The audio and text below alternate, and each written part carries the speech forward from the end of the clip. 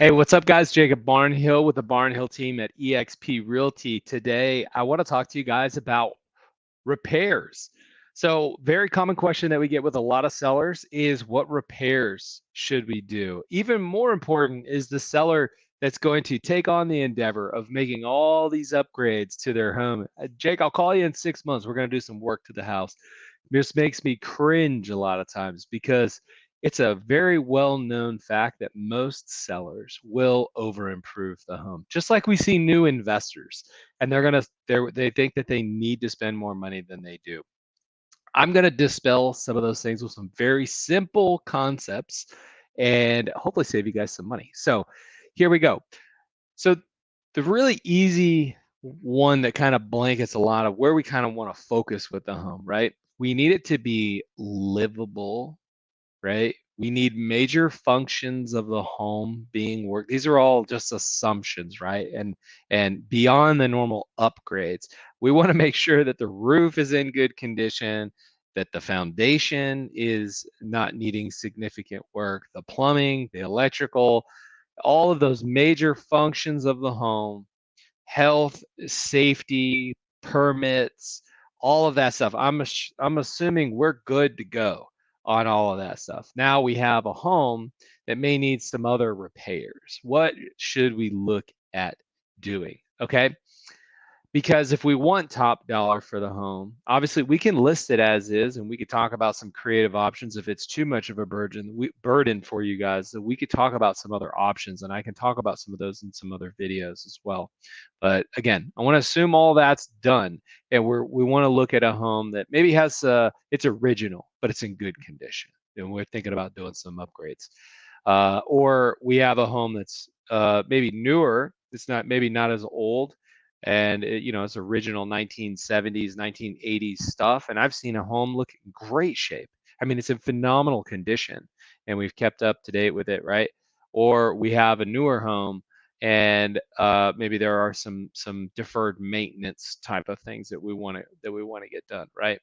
So number one, always want to focus on the kitchens and the bathrooms. I'm not saying everybody's got to go out and rehab their kitchens and their bathrooms, but we want to make sure that they're nice. These could be some simple upgrades to just make sure maybe we've got some rust on the light that's over the mirror. Maybe the mirror is really starting to look bad and it needs to be replaced. It has some chips, has some stains. The mirror sometimes will start to fail and have these spots all throughout them. Maybe we want to look at that. So kitchens and the bathrooms is really a good place to start looking at some upgrades to the home. Another thing that can go a really long way is if the house and the walls look like they need some painting. First, I might make some recommendations that we start with and maybe only have to do magic eraser. Uh, Magic erasers can work wonders. You may have to buy a bunch of them, but it's going to be way cheaper than paint.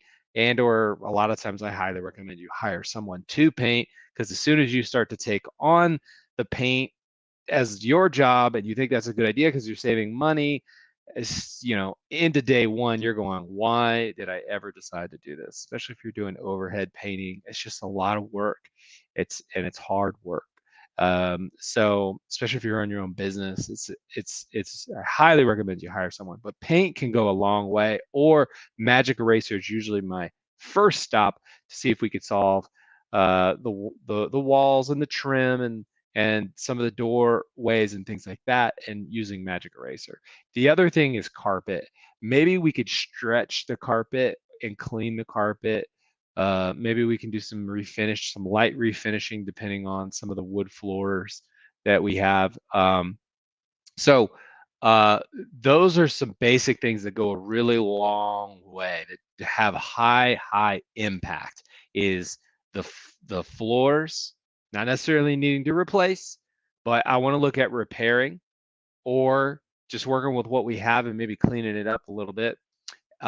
Floors and walls, and then also looking at the kitchen and the bathroom. What are some simple and, more importantly, most cost-effective way that we can upgrade the bathrooms? Now, here's the real kicker with this stuff: is we start looking at the things that I just mentioned and some additional things. Okay, we need to go look at what do the comps say, the comparable home sales, okay?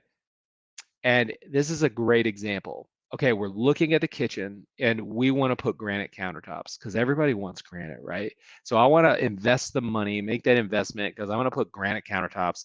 I've got a kitchen that's got some 1970s look on it, and I'm going to repaint the hardware. I'm going to replace the hardware on the cabinets. I'm going to paint the cabinets and I'm going to put brand new granite countertops in, right? If I look at the comps, right? And we're getting top dollar for homes in that area or in that subdivision, okay? And we're getting top prices with Formica countertops, then I recommend you don't spend money on granite countertops. If we're having people sell at top value with Formica, then the first question I want to ask is, what do the comps say? Now, another good example is windows. Windows can be very costly and they can look really nice when we have new windows in a home.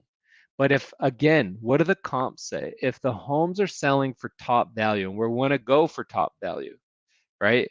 What are the homes that are selling top value for? Do they still have original windows in the home? If they do, then I wouldn't recommend that we upgrade the windows unless some of them have failed. If we have a lot of windows that are broken, or maybe we have a lot of the windows in the home where the seal has failed and they're all foggy, like really bad, we can't see through them, that could be a very bad eyesore for a lot of people and not be very enticing for them to want to buy the home.